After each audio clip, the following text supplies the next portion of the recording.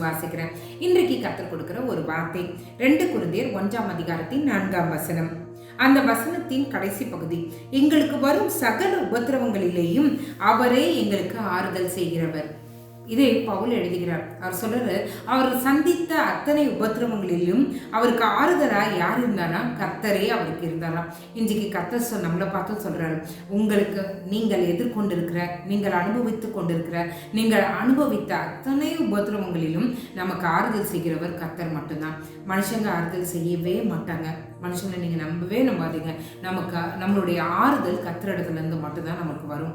அப்போ இன்றைக்கு கர்த்தர் சொல்றாரு, நமக்கு நம்மளுடைய வாழ்க்கையில இந்த வருடத்துல நம்ம எதிர்கொள்ள போகிற அத்தனை சகல உபத்திரவங்களிலும் கர்த்தரே நம்மோடி இருந்து நமக்கு ஆறுதல் செய்கிறவர். என்ன ஒரு அழகான வார்த்தை பாருங்க. ஆறுதல் செய்வாரா? கர்த்தர் ஆறுதல் செஞ்சானா அதுக்கப்புறம் அது உபதிரவமா தெரியுமா? அது வேதனையா தெரியுமா? அது எதுவுமே தெரியாது. நம்மளுக்கு அப்படியே மறந்து போயிடும். ஏன்னா அவர் நமக்கு ஆறுதல் செய்கிறத, அந்த ஒரு சந்தோஷம், அந்த ஒரு சமாதானம், அவர் நம்ம கிட்ட ஆறுதல் செய்ய நினைக்கும் போதே சமாதானம் நம்ம இருதயத்தை நிரப்பிடும். அந்த உபதிரவம் நம்மளுடைய சிந்தையிலேருந்து அப்படியே மறைந்து போயிடும், ஓடி போயிடும். இன்னைக்கு கர்த்தர் சொல்றாரு, நம்ம எதிர்த்த நம்ம சந்தித்த சகல உபதிரவங்களிலும் கர்த்தர் நமக்கு ஆறுதல் செய்கிறவராய் இந்த வருடம் முழுவதும் அவர் இருப்பார். நீங்கள் பயப்படாதீங்க. ஆறுதல் நாயகரை பிடிச்சிக்கோங்க.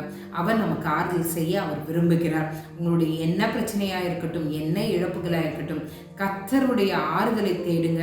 கர்த்தர் நம்மை ஆறுதல் செய்து நம்மளை ஆண்டவர் சமாதானத்தோடு நடத்த அவர் வல்லவராக இருக்கிறார். அவரை நோக்கி பார்க்கலாமா? எங்களை நேசிக்கிற நல்ல பரமபிதாவே, பவுல் ஆண்டவரே, எவ்வளோ பாடுகள் ஆண்டவரே, எவ்வளோ வீழ்ச்சிகள் ஆண்டவரே, எவ்வளோ காரியங்கள் ஆண்டவரே, எவ்வளோ சிறைச்சாலைகள், எத்தனோ சவுக்கடிகள், எத்தனோ அவமானங்கள் ஆண்டவரே, அத்தனையும் சகிக்கிறதுக்கு உங்களுடைய ஆறுதல் தான் அவனுக்கு பலனாக இருந்தது ஆண்டவரே.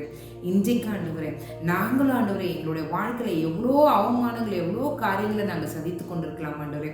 உங்களுடைய ஆறுதல் எங்களுக்கு தேவை ஆண்டவரே. அதனால் மட்டும்தான் எங்களால் நிற்க முடியும் ஆண்டவரே. என் கர்த்தர் மாற்றுவீராக, என் கர்த்தர் மாற்றுவீராக. உம்முடைய ஆறுதலினால என்னுடைய இருதயத்தை நிரப்புவீராக ஆண்டவரே. உங்களுடைய ஆறுதல் மட்டும்தான் எங்களை நிரப்பும் ஆண்டவரே. உங்களுடைய ஆறுதல் தான் எங்களை நிற்க வைக்கும் ஆண்டவரே. உங்களுடைய ஆறுதல் தான் ஆண்டவரே எங்களுடைய ரொட்டீன் லைஃப்பை ஸ்டார்ட் பண்ண வைக்கும் ஆண்டவரே. உங்களுடைய ஆறுதல் தான் ஆண்டவரே இழந்ததை திரும்ப மீட்க செய்யும் ஆண்டவரே. உங்கள் ஆறுதல் எங்களுக்கு தேவை ஆண்டவரே. இந்த இரவில் என்னோடு இணைந்து யார் ஆண்டவரே உங்களுடைய ஆறுதலுக்காய் ஜெபிக்கிறாங்களோ என் கர்த்தர் ஆறுதல் கொடுப்பீராக, ஆறுதல் செய்வீராக. நீரே எங்களோடு இருந்து எங்களுக்கு பணி நடத்துங்க. சமாதானத்தை தாங்க, காத்துக்கொள்ளும், வழிநடத்தும். எல்லாவற்றும் கையில் ஒப்படைக்கிறேன். இயேசுவின் மூலம் ஜெபம் கேளும் நல்ல பரமபிதாவே. ஆமென், ஆமென், ஆமென். God bless you.